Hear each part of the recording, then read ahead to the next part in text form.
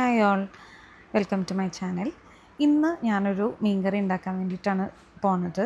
അപ്പം ഞാൻ മീൻകറി ഉണ്ടാക്കുന്നൊരു റെസിപ്പി എന്നൊന്നും പറഞ്ഞിട്ട് ഞാൻ പറയാത്തത് കാരണം ഞാൻ കുക്കിങ്ങിൽ അത്ര ഒരു വലിയ കാര്യം ഉള്ള ആളല്ല.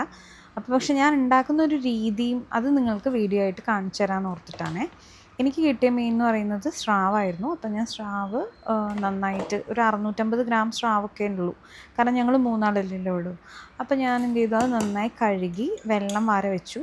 അതിന് ശേഷം ഞങ്ങളിവിടെ മൺചട്ടിയിലാണ് ഉണ്ടാക്കുക. അപ്പം മൺചട്ടി എടുത്തു, അതിലേക്ക് 2 ടീസ്പൂൺ മുളക് പൊടിയും 1 ടീസ്പൂൺ മല്ലിപ്പൊടിയും 1/2 ടീസ്പൂൺ മഞ്ഞൾപ്പൊടിയും പിന്നെ ഓരോ ടീസ്പൂൺ വീതം 1 ടീസ്പൂൺ ഇഞ്ചി പേസ്റ്റും 1 ടീസ്പൂൺ വെളുത്തുള്ളിയുടെ പേസ്റ്റും ഇട്ടു. അതിനുശേഷം കൈകൊണ്ട് നന്നായി തിരുമ്പി പുളിവെള്ളം, മെയിൻ ഇൻഗ്രീഡിയൻറ്റ് ഉപ്പിടാൻ ഞാൻ മറന്നുപോയതാ കേട്ടോ, പറയാൻ മറന്നുപോയതാ, ഇട്ടു, വോയിസ് ഓവർ എടുത്തപ്പോൾ മറന്നുപോയതാണ്. ഉപ്പും കൂടി ഇട്ടിട്ട് നന്നായിട്ട് കൈ കൊണ്ട് തിരുമ്മുക. അതിനുശേഷം അതൊന്ന് കൂട്ടി യോജിപ്പിക്കുക. അതിനുശേഷം ഞാൻ അപ്പം തന്നെ പുളി, അതായത് വാളംപുളിയാണ് ഉപയോഗിക്കുന്നത്. ആ വാളംപുളി അവിടെ വെള്ളത്തിൽ കുറച്ച് നേരത്തെ ഇട്ട് വെച്ചതാണ്. ആ വാളംപുളി വെള്ളത്തിലിടുമ്പോഴും ഞാൻ കുറച്ച് ഉപ്പിട്ടിട്ടാട്ടോ വെക്കുക. എത്ര പേര് അങ്ങനെ ചെയ്യുന്നത് എനിക്കറിയില്ല. ഇത് എൻ്റെ അമ്മച്ചി എന്നോട് പറഞ്ഞതാണ്, വാളംപുളി ഇടുന്ന സമയത്ത് അതിൽ കുറച്ച് ഉപ്പ് അതിൽ തന്നെ ഇട്ട് വെച്ചോളൂ എന്നുള്ളത്. അപ്പോൾ അതിലിങ്ങനെ വയ്ക്കും. അപ്പോൾ ഇത് കൂട്ടി യോജിപ്പിച്ചതിന് ശേഷം നമ്മുടെ വാളംപുളിയുടെ വെള്ളം ഇതിലിട്ട് കുറച്ചിട്ടോ, ഒത്തിരി വേണ്ട, കുറച്ച് ഒരു കുഴമ്പ് രൂപത്തിലേക്ക് ആക്കാൻ വേണ്ടി മാത്രം. അപ്പോൾ അതെന്തിനാ വെച്ചാൽ ഞാൻ ആദ്യം മത്സ്യം കഴുകി ഊറ്റാൻ വെച്ച മത്സ്യം ഇതിൽ കുറച്ച് നേരം ഈ മസാല, അതായത് ഈ ഉപ്പും മുളകൊക്കെ ഒന്ന് പിടിക്കാൻ വേണ്ടി, ഉപ്പും മുളകും പുളിയൊക്കെ ഒന്ന് പിടിക്കാൻ വേണ്ടിയിട്ട് കുറച്ച് നേരം തേച്ച് വെക്കും. നമ്മൾ ഈ മത്സ്യമൊക്കെ ഈ ചിക്കനും ബീഫൊക്കെ തേച്ച് വെക്കൂലേ, അതുമാതിരി ഞാൻ തേച്ച് വെക്കും. എൻ്റെ ഹസ്ബൻഡ് വീടിൻ്റെ സൈഡിലൊന്നും ഇങ്ങനെ മത്സ്യം ഇങ്ങനെ അതുപോലെ തേച്ച് വെക്കണം ഞാൻ കണ്ടിട്ടില്ല. പക്ഷെ ഞാൻ പാലക്കാടാണ്. അപ്പോൾ പാലക്കാടിലൊക്കെ ഇങ്ങനെ, ഇത് എൻ്റെ വീടിൻ്റെ അവിടെ, ഇനി പാലക്കാടുള്ളവർ ഞങ്ങളിങ്ങനെ ഒന്നും ചെയ്യാറില്ലല്ലോ എന്ന് പറഞ്ഞു വരരുത്. ലൈക്ക് ഞാൻ എൻ്റെ വീട്ടിൽ അങ്ങനെ ചെയ്യണം കണ്ടിട്ടുള്ളത്. അപ്പോൾ അതിങ്ങനെ ഒരു കുഴമ്പ് രൂപത്തിലാക്കിയതിന് ശേഷം അതിലേക്ക് മത്സ്യകഷ്ണങ്ങളൊക്കെ ഇട്ട് നന്നായിട്ട് തേച്ച് പിടിപ്പിച്ച് വെക്കും. അതൊരു 1 മണിക്കൂർ, ഒത്തിരി നേരമൊന്നുമില്ല, ഒരു മണിക്കൂറൊക്കെ. ഇത് ഞാൻ കടയിൽ ആ ചേട്ടനെ കൊണ്ട് തന്നെ കട്ട് ചെയ്യിപ്പിച്ച കേട്ടോ. ഞാൻ പിന്നെ വീട്ടിൽ വന്ന് കട്ട് ചെയ്തിട്ടൊന്നുമില്ല, നല്ലോണം വെള്ളത്തിൽ കഴുകി. മുഴുവൻ ഞാൻ കറി വെക്കാൻ എടുക്കണില്ല, കുറച്ച് ഒരു 5-6 കഷ്ണം ഞാനൊരു നമ്മൾ വറക്കാൻ വേണ്ടിയിട്ടും വെക്കുന്നുണ്ട്. സത്യം പറഞ്ഞാൽ വറക്കാൻ എനിക്ക് പേടിയാണ്, കാരണം എപ്പോൾ വറുത്താലും അത് നല്ലപോലെ വരാറില്ല. അതായത് ഫ്രീക്വൻ്റ് ആയിട്ട് നമ്മളൊരു കാര്യം ചെയ്ത് ശ്രമിച്ചാലൊക്കെ അല്ലേ വിജയിക്കുക.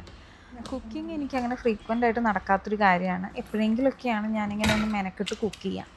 അപ്പോൾ നമ്മൾ കാര്യത്തിലോട്ട് വരാം. അപ്പോൾ നമ്മൾ ഇത് നന്നായിട്ട് തേച്ച് ഒരു മണിക്കൂറൊക്കെ വെക്കുക. അങ്ങനെ ഈ 1 മണിക്കൂറൊക്കെ റെസ്റ്റിംഗ് പീരീഡാണ്. അപ്പോൾ അതൊക്കെ വെച്ചു. ഇതിന് ശേഷം ഇത് വെച്ചിട്ട് ഞാൻ ഇതിൻ്റെ ബാക്കിയുള്ള പാത്രങ്ങളും കാര്യങ്ങളൊക്കെ കഴുകാൻ പോയിട്ടോ.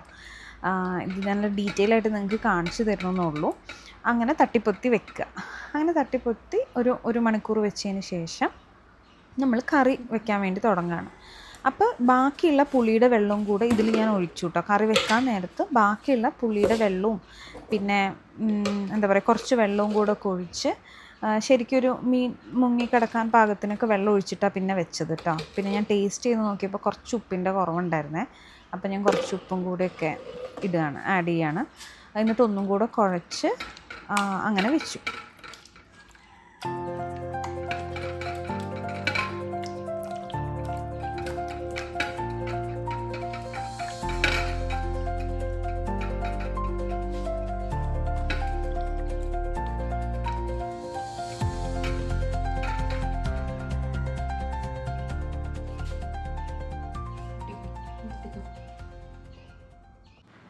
അതിനുശേഷം നമ്മൾ അടുപ്പത്തിലേക്ക് ചട്ടി വെച്ചു. ഞാൻ പറഞ്ഞല്ലോ, കുറച്ചും കൂടെ വെള്ളമൊക്കെ ആക്കിയതിന് ശേഷം അടുപ്പത്തിലേൽ ചട്ടി വെച്ചു, അടച്ച് വെച്ച് വേവിക്കുക.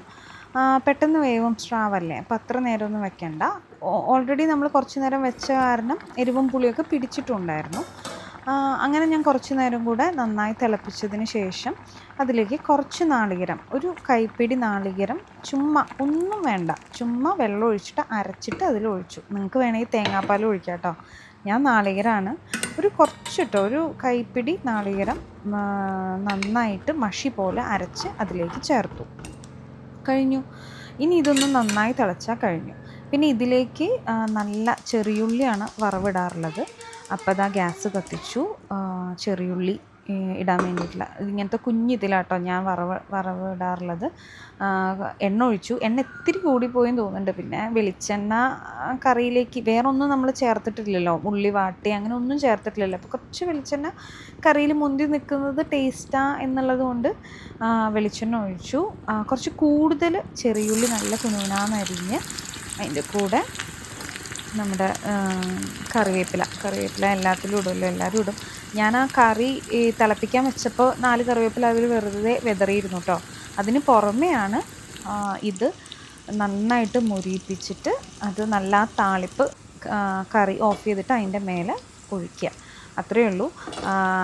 ഭയങ്കര ടേസ്റ്റൊന്നും എനിക്ക് പറയാൻ പറ്റില്ലെങ്കിലും അത്യാവശ്യം നമുക്ക് കുറച്ചൊക്കെ നല്ല രീതിയിൽ കഴിക്കാൻ പറ്റുന്ന ഒരു മീൻകറിയായിട്ട് എനിക്ക് വന്നിട്ടുണ്ടായിരുന്നു കേട്ടോ. ഓരോരുത്തരുടെ ടേസ്റ്റാണ്. ഇവിടെ എല്ലാവർക്കും വലിയ കുഴപ്പമില്ലാതൊക്കെ ഇഷ്ടമായി. അപ്പോൾ നല്ല ഉള്ളിയും ഇതൊക്കെ ഇട്ട കാരണം നല്ല ടേസ്റ്റ് ഉണ്ടായിരുന്നു.